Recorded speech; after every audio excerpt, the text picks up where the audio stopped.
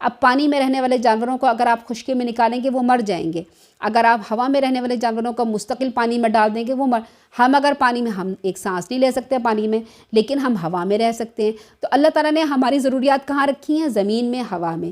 پانیوں کی مچھلیوں کی کہاں رکھی ہے؟ پانی میں۔ پرندوں کی کہاں رکھی ہے؟ ہوا میں۔ جراثیم کی کہاں رکھی ہے؟ ہوا۔ اللہ تعالیٰ نے ہر ایک کو اس کی ماحول کے مطابق اس کی چیزیں عطا کی ہیں۔ پھر الرحمن وہ ذات ہے جس میں صرف رحمت پائی جاتی ہے، اس رحمت میں جوش ہوتا ہے جیسے چشمہ ابلتا ہے، اور رحیم وہ رحمت ہے جو مستقل اور لگاتار ہو، ٹھیک ہے۔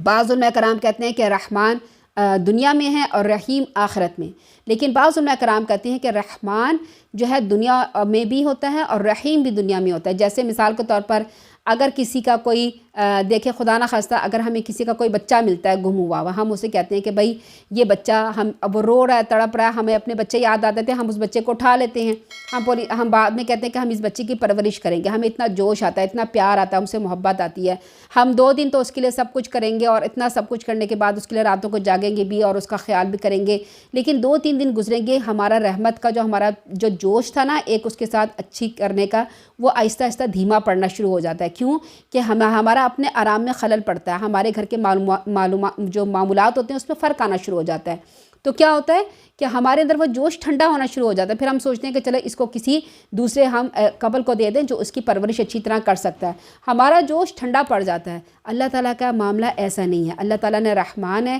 اللہ تعالیٰ نے دنیا بنائی ہے، پھر رحیم ہے، اس کے اوپر مستقل رحمتیں اللہ تعالیٰ کر رہا ہے۔ تو پھر اللہ تعالیٰ یہ اس کی رحمان اور رحیم میں اس کی بیان کیا گیا ہے کہ اللہ تعالیٰ رحمان ہے اور اس کو مستقل اللہ تعالیٰ جاری رکھتا ہے۔ ہم شروع کرتے ہیں الحمدللہ رب العالمین سے، سورہ فاتحہ سے۔ الحمدللہ رب العالمین جب ہم اس کو پڑھتے ہیں اور شروع کرتے ہیں تو کیا ہوتا ہے کہ اس کی فضیلت کے بارے میں ہم تھوڑا سا یہ پڑھتے ہیں کہ سیدنا عبداللہ بن عباس رضی اللہ عنہ فرماتے ہیں کہ ایک دن جبرائیل علیہ السلام رسول اللہ صلی اللہ علیہ وسلم کے پاس بیٹھے ہوئے تھے، انہوں نے اپنے اوپر ایک زوردار آواز سنی، انہوں نے اپنا سر اٹھایا، پھر فرمایا یہ آسمان کا ایک دروازہ ہے جو آج سے پہلے کبھی نہیں کھلا، پھر فرمایا یہ ایک فرشتہ ہے جو آج سے پہلے کبھی زمین پر نازل نہیں ہوا، پھر اس فرشتے نے آپ صلی اللہ علیہ وسلم کو سلام کیا اور 2 نوروں کی خوشخبری دی اور کہا یہ 2 نور آپ ہی کو دیے جائیں گے، آپ صلی اللہ علیہ وسلم سے پہلے کسی کو یہ نہیں دیے گئے تھے، ایک سورہ فاتحہ اور سورہ بقرہ کی آخری 2 آیات، اور پھر ان کے بعد جو دعا کی جائے گی وہ دعا ضرور قبول ہوگی۔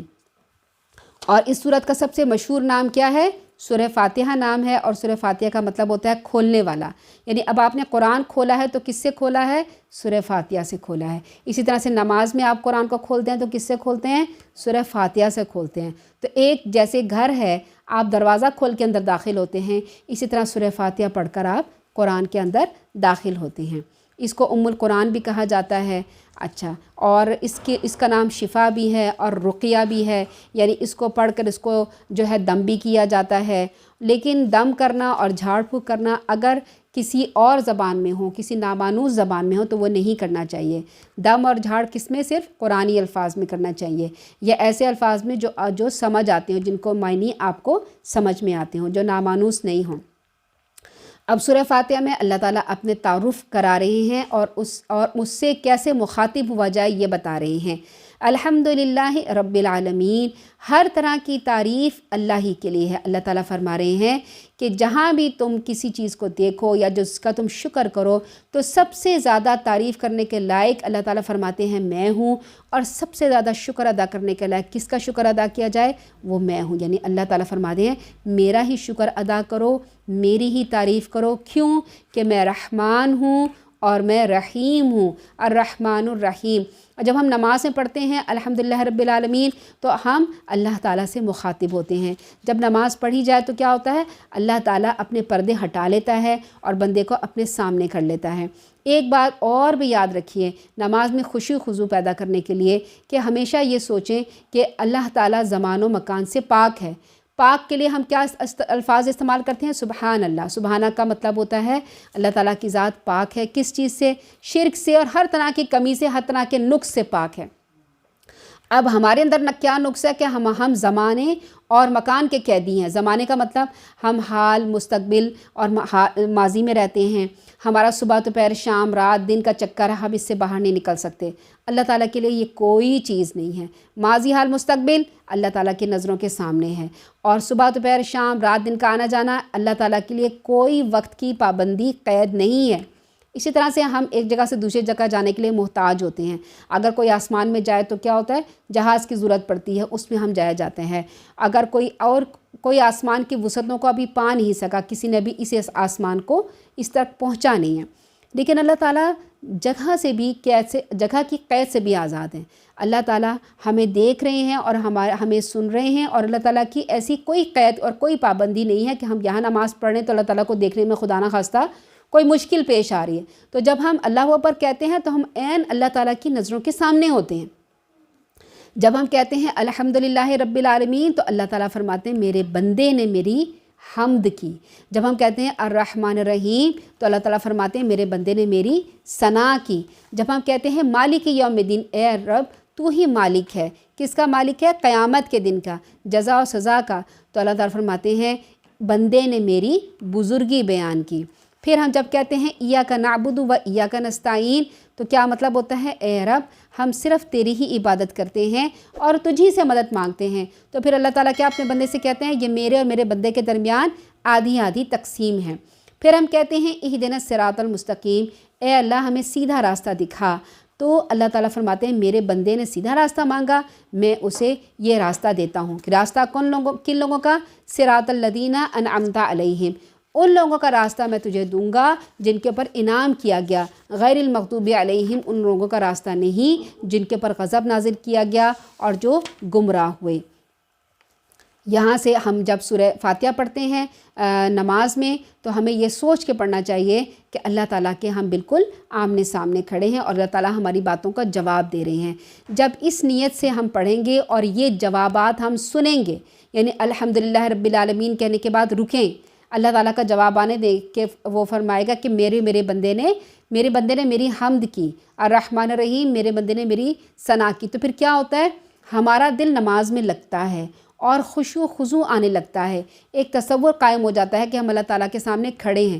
پھر جب ہم کیسے بولتے ہیں اور کیسے جھکتے ہیں، جاتے ہیں اور جب سجدہ کرتے ہیں تو ہمارے جو ہے خشوع و خضوع میں اضافہ ہو جاتا ہے، اور اللہ تعالیٰ کے سامنے ہونے کا احساس اتنا زیادہ انسان کے اندر ہو جاتا ہے کہ نماز اصل حقیقت میں خشوع و خضوع سے ادا کی جاتی ہیں۔ حدیث میں بیان کیا جاتا ہے کہ تم اللہ تعالیٰ کی عبادت ایسے کرو کہ تم اسے دیکھ رہے ہو۔ اگر تم یہ تصور نہیں کر سکتے تو کم سے کم اتنا تصور کر لیں کہ وہ تو تمہیں دیکھ ہی رہا ہے۔ تو یہ احسان کا درجہ ہوتا ہے۔ احسان کا لفظ وہ نہیں جو ہم اپنے پاکستانی اردو زبان میں بولتے ہیں کہ میں نے تمہارے پر احسان کیا، نہیں، عربی میں احسان کا مطلب ہوتا ہے بندے کا اپنے رب کو دیکھنا۔ تو ہم شروع کرتے ہیں انشاءاللہ سورہ بقرہ۔ سورہ بقرہ میں کیا ہے؟ 4 حصے ہیں۔ سورہ بقرہ کے 4 حصے ہیں۔ پہلا حصہ تمہیدی ہے، یعنی تمہید باندھی گئی ہے، جب ہم کسی کی بات کو شروع کرتے ہیں نا تمہید باندھتے ہیں۔ دوسرا حصہ بنی اسرائیل سے متعلق ہے۔ تیسرا حصہ امت مسلمہ سے متعلق ہے، اور چوتھا حصہ اختتامیہ ہے، یعنی اس پر ختم ہونا ہے۔ تو ہم شروع کرتے ہیں۔ سب سے پہلے اس کے فضائل دیکھتے ہیں کہ سورہ بقرہ کے فضائل کیا کیا ہیں۔ سورہ بقرہ کی فضیلت میں رسول اللہ صلی اللہ علیہ وسلم سے کئی احادیث منقول ہیں۔ فرمایا اپنے گھروں کو قبرستان نہ بناؤ، یقیناً جس گھر میں سورہ بقرہ پڑھی جاتی ہے اس سے شیطان بھاگ جاتا ہے۔ شیطان اس گھر سے بھاگ جاتا ہے جس میں سورہ بقرہ کی تلاوت کی جاتی ہے، صحیح مسلم کی روایت ہے۔ پھر فرمایا سورہ بقرہ پڑھا کرو اس لیے کہ اس کا حاصل کرنا برکت ہے اور اس کا چھوڑ دینا باعث حسرت ہے، یعنی قیامت کے دن جب ہمیں یہ پتہ چلے گا ہم نے سورہ بقرہ چھوڑ کر کتنا بڑا ہم نے لاس کیا ہے تو اس وقت ہمیں بہت حسرت ہوگی۔ اہل باطل یعنی جادوگر اس کے پڑھنے والے پر اثر انداز نہیں ہو سکتے، صحیح مسلم کی روایت۔ 2 چمکتی ہوئی سورتیں الزہراوین کو پڑھتے رہا کرو، یعنی سورہ بقرہ اور سورہ آل عمران، اس لیے کہ یہ دونوں سورتیں روز قیامت بادل کی 2 ٹکڑیاں بن کر یا 2 سائے بن کر یا پرندوں کے 2 صف بستہ غول کی صورت میں نمودار ہوں گے اور اپنے پڑھنے والوں کی طرف سے شفاعت کے لیے جھگڑا کریں گے۔ سورہ بقرہ قرآن کی کوہان یعنی چوٹی ہے۔ ہر چیز کی ایک کوہان ہوتی ہے اور بلا شبہ قرآن کی کوہان یعنی چوٹی سورہ بقرہ ہے۔ نبی اکرم صلی اللہ علیہ وسلم کے پاس ایک مرتبہ حضرت جبرائیل علیہ السلام بیٹھے ہوئے تھے اور ان پہ وہی والی اس میں حدیث ہے کہ اوپر جب انہوں نے دیکھا تو دھماکے کی آواز آئی اور اس میں سورہ فاتحہ اور سورہ بقرہ کی آخری جو ہے وہ 2 آیتیں نازل ہوئیں۔ اور سورہ بقرہ کی آخری 2 آیت کی فضیلت کیا ہے کہ جو شخص بھی سورہ بقرہ کی آخری 2 آیتیں رات سونے سے پہلے پڑھے گا اس کے لیے کفایت کر جائیں گی۔ ٹھیک ہے، اب ہم شروع کرتے ہیں سورہ بقرہ، اس کی تلاوت تھوڑی سی سن لیتے ہیں۔ جی لگا سکتے ہیں، ہم شروع کرتے ہیں سورہ بقرہ۔ اعوذ باللہ من الشیطان الرجیم، بسم اللہ الرحمن الرحیم۔ اعوذ باللہ من الشیطان الرجیم، بسم اللہ الرحمن الرحیم۔ اچھا، سورہ بقرہ کے جو ہم نے 4 ابتدائی حصے، جو بڑے حصے جو تھے وہ تو ہم نے نوٹ کیے۔ اب ہم دیکھیں گے کہ اس کے جو چھوٹے حصے ہیں وہ کس طرح سے اس میں ڈیوائیڈ ہوئے ہیں۔ جو آیت 1 سے لے کر آیت نمبر 39 تک ہے پہلا گراف، اس میں جو ہے بیان کیا گیا ہے آیت نمبر، اس میں تمہیدی بات بیان کی گئی ہے۔ ٹھیک ہے، اس میں تمہید باندھی گئی ہے۔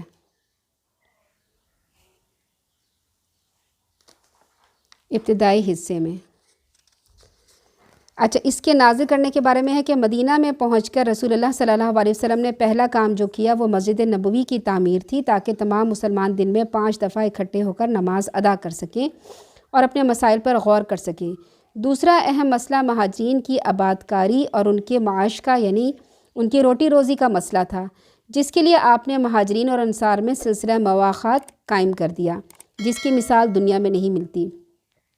تیسرا اہم مسئلہ مدینہ کی اس چھوٹی سی اسلامی ریاست کا دفاع یعنی اس کی حفاظت کرنی تھی، کیونکہ اب مشرکین مکہ کے علاوہ دوسرے مشرک قبائل بھی مسلمانوں کے دشمن بن گئے تھے۔ خود مدینہ کے یہود مسلمانوں کے دشمن اس لیے بن گئے تھے کہ آنے والا نبی جو تھا وہ سیدنا اسحاق کی اولاد کی بجائے سیدنا اسماعیل علیہ السلام کی اولاد میں سے تھا۔ تو یہاں پر کیا تھے، اس کے علاوہ ایک ایسے گروہ بھی بن گیا تھا جن کو منافقین کہا جاتا تھا، اور یہ منافقین مدینہ میں تھے، یہ منافقین مکہ میں نہیں تھے۔ ہم شروع کرتے ہیں۔ الف لام میم۔ الف لام میم یہ حروف مقطعات ہیں۔ کچھ علماء کرام نے ان کے بارے میں جو بیان کیا ہے وہ یہ ہے کہ یہ اللہ تعالیٰ کے ناموں کے ابتدائی حصے ہیں جن کو ملانے سے اللہ تعالیٰ کا کوئی نہ کوئی نام بن جاتا ہے۔ جیسے الف لام را میں الف لام را اور حا میم دونوں کو ملایا اور نون کو ملایا تو الرحمن بن گیا۔ ٹھیک ہے، یہ لوگوں نے اپنے سے باتیں جو تحقیق کر کے بیان کی گئی ہیں، لیکن جو حروف مقطعات کا اصلی علم جو ہے وہ اللہ تعالیٰ کو اور اللہ تعالیٰ نے اپنے پیغمبروں کو اور جو نیک لوگ تھے، جو بھی اولیاء تھے، ان کو عطا کیا ہے۔ عام لوگوں کا چونکہ اس میں کوئی ایسا نہیں ہے کہ ان کو سیکھنا ضروری ہے، اس کے بغیر بھی ہم فرائض ادا کر سکتے ہیں، اس لیے عام لوگوں کو ان تک پہنچنی، لیکن جو علماء کرام نے اپنی تفاسیر میں بیان کیا ہے ہم اس کا ذکر کر رہے ہیں۔ ایک قول یہ ہے کہ یہ رسول اللہ صلی اللہ علیہ وسلم کے نام ہیں۔ اس سلسلے میں بالخصوص طٰہٰ اور یاسین کا ذکر کیا جاتا ہے۔ ایک قول یہ ہے کہ یہ حروف قرآن کے نام ہیں، جیسے الکتاب، کتاب مبین، قرآن، قرآن مجید، قرآن کریم، قرآن عظیم، فرقان، ذکر، تذکرہ وغیرہ۔ ایک قول یہ ہے کہ یہ حروف صورتوں کے نام ہیں، مثلاً صاد ہے، قاف ہے، طٰہٰ، یاسین، یہ صورتوں کے نام بھی ہیں۔ اس کے علاوہ ایک قول یہ ہے کہ الفاظ میں پورے نظام رسالت کی طرف اشارہ ہوتا ہے، جیسے الف لام میم میں الف سے مراد اللہ، لام سے مراد جبرائیل اور میم سے مراد محمد صلی اللہ علیہ وسلم ہیں۔ ایک قول یہ بھی ہے کہ یہ حروف کفار کے لیے چیلنج کی حیثیت رکھتے ہیں کہ دیکھ لو انہی حروف سے تم اپنے کلام کو ترکیب دیتے ہو اور ان کو تم سمجھ نہیں سکتے۔ تو یہ حروف اللہ تعالیٰ کے سربستہ راز ہیں، اگرچہ ٹھوس حقائق پر مبنی ہیں، لیکن ان کا مطلع ہونا انسان کے بس کی بات نہیں، یعنی انسان ان کو سمجھ سکے، انسانوں کے بس کی بات نہیں۔ پھر آگے اللہ تعالیٰ فرماتے ہیں ذالک الکتاب لا ریب فیہ۔ ریب ایسے شک کو کہتے ہیں جس میں اضطراب اور خلجان کا عنصر، یعنی ایک انسان بے چین ہو جائے، اس کو ریب کہتے ہیں۔ اچھا، الف لام میم یہ اس کتاب میں کوئی شک نہیں۔ کیا شک نہیں؟ کہ یہ کسی انسان کا کلام نہیں، کسی انسان کا دعویٰ نہیں، بلکہ اب اللہ رب العالمین کا دعویٰ ہے کہ تم اس میں کوئی شک نہیں ڈھونڈ سکتے۔ کیا شک؟ کہ قوانین میں اور احکامات میں کوئی شک ہے، یا اس کی عبادات میں کوئی شک ہے؟ اس میں کوئی شک تو نہیں۔ وہ تو روز روشن کی طرح واضح سیرت رسول صلی اللہ علیہ وسلم سے روشن ہے، اس میں کوئی شک نہیں ہے۔ پھر شک کس میں نہ کرو؟ اللہ تعالیٰ کی صفات میں شک نہ کرو، اللہ تعالیٰ کی رحمتوں میں، اس کی مغفرت میں، اس کے دیکھنے میں، اس کے سننے میں۔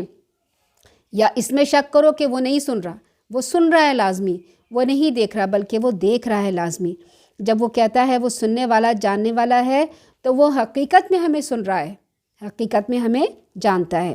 اللہ تعالیٰ فرماتے ہیں میرے سننے میں، میرے دیکھنے میں، میرے بولنے میں، میرے علم میں شک نہ کرو، میرے اسماء الحسنہ میں، میرے افعال میں شک نہ کرو۔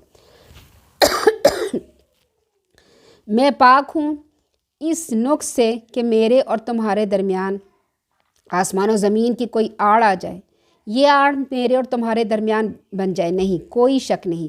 میں پاک ہوں، ہر قسم کے نقص سے پاک ہوں، زمانے سے اور جگہ سے پاک ہوں، ان فاصلوں سے پاک ہوں، ان اوقات سے پاک ہوں۔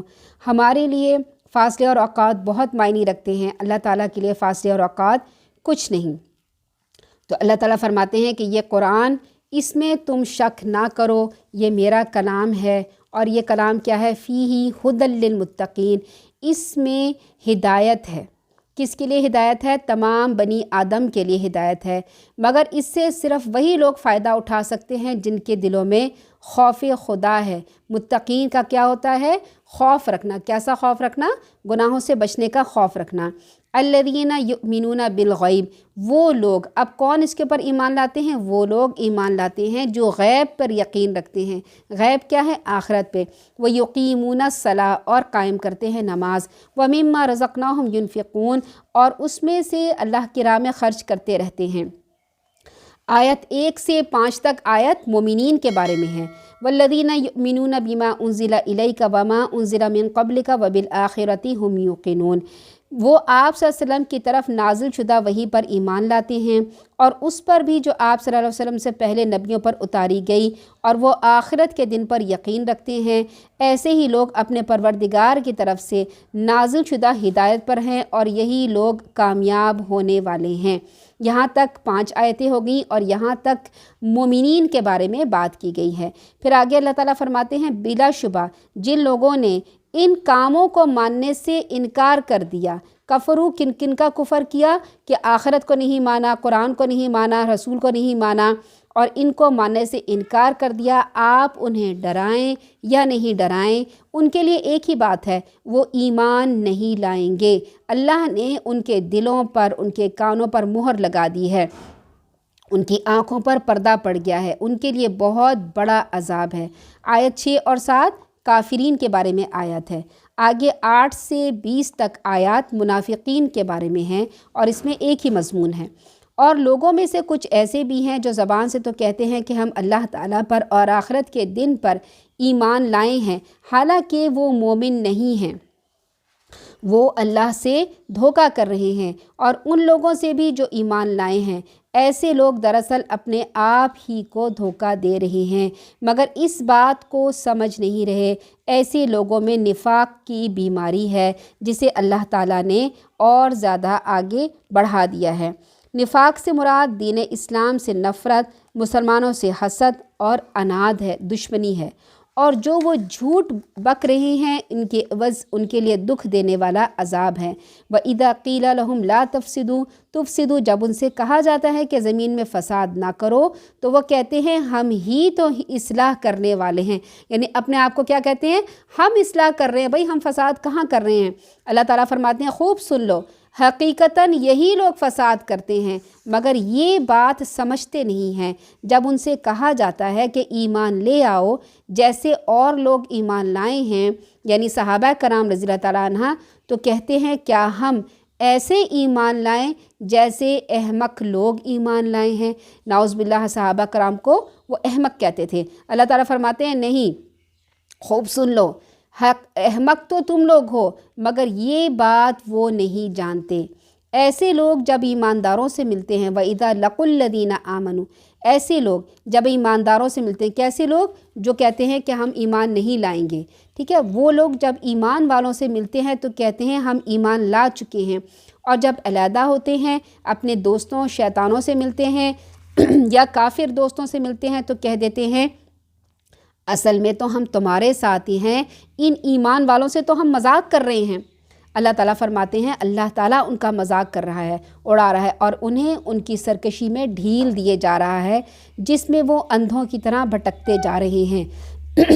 اولئک الذین اشتروا الضلالۃ بالہدیٰ فما ربحت تجارتہم وما کانوا مہتدین، یہی لوگ ہیں جنہوں نے ہدایت کے بدلے گمراہی کو خرید لیا، ان کی اس تجارت نے انہیں کچھ نفع نہیں دیا اور نہ ہی وہ ہدایت پانے والے تھے۔ ان منافقوں کی مثال اس شخص جیسی ہے جس نے اندھیرے میں آگ جلائی، جب اس آگ نے سارے ماحول کو روشن کر دیا تو عین اس وقت اللہ نے ان کی آنکھوں کے نور کو سلب کر لیا اور انہیں پھر سے اندھیروں میں چھوڑ دیا، وہ کچھ بھی نہیں دیکھ سکتے تھے۔ منافقوں کی مثال اللہ تعالیٰ نے اس آیت میں منافقوں کی صورتحال بیان کی ہے۔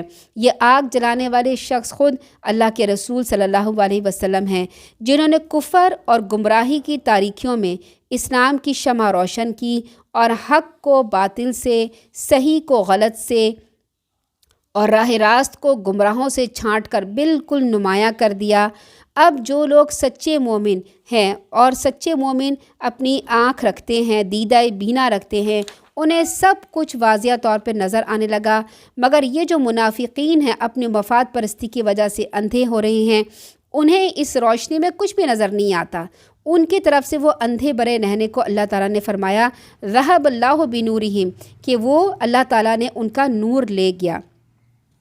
مطلب یہ کہ منافقوں کو خود نور صداقت دیکھنا گوارا نہیں تو اللہ تعالیٰ نے بھی انہیں تاریکیوں میں بھٹکتا ہوا چھوڑ دیا۔ اللہ تعالیٰ کا قانون ہرگز یہ نہیں ہے کہ کسی کو زبردستی ہدایت دے، بلکہ اس کا قانون یہ ہے کہ جو کوئی جدھر چلتا ہے اللہ تعالیٰ اسے ادھر ہی چلنے میں مدد کرتے ہیں۔